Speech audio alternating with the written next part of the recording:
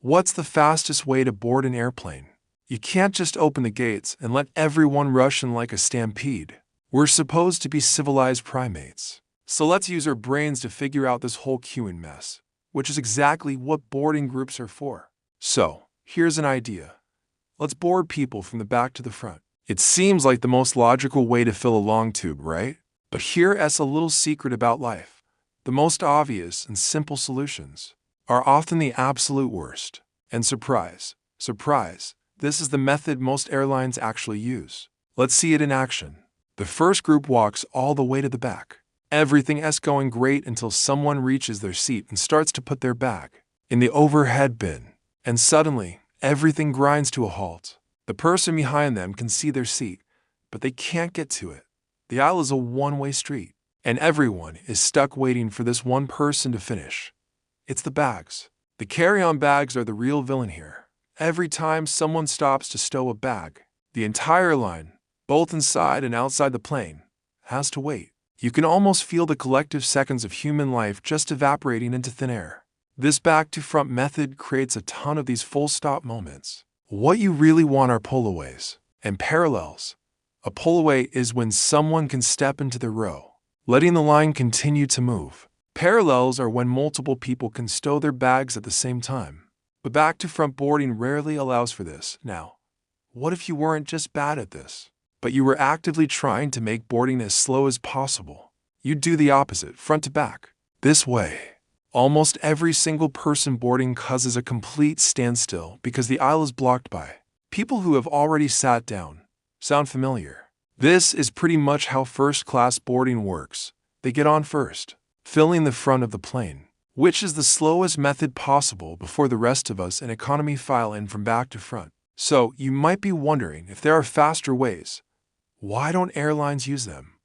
Well, it comes down to money. First class pays a lot for perks, and boarding first is a big one. Plus, airlines use loyalty programs to reward frequent flyers with better boarding positions, which gives them another reason to stick with these group systems.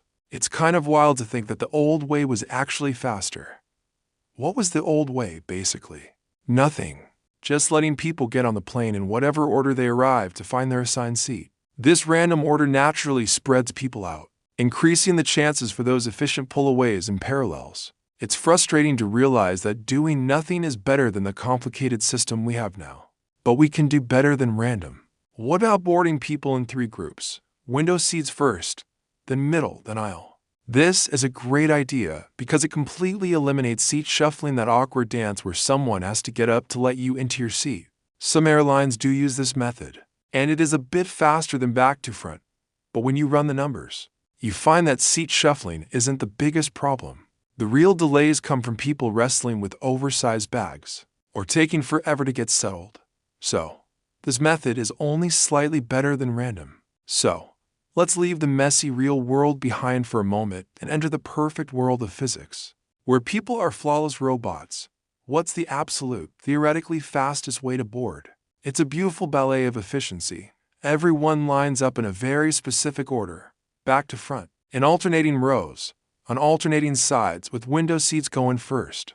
This maximizes both pullaways and parallels, packing people in with incredible speed. Of course, we can't actually do this in the real world.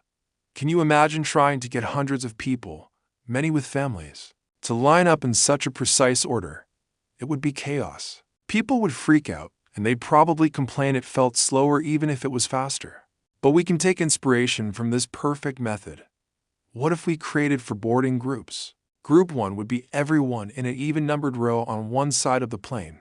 Group 2 would be the even-numbered rows on the other side. Then groups 3 and 4 would fill in the odd-numbered rows. This is a compromise. It would be faster than what we do now. It lets families and friends board together, and it still gives airlines the boarding groups they love for their loyalty programs. We may never reach perfection, but we can definitely get a little closer. Thanks for watching. Don't forget to like and subscribe for more.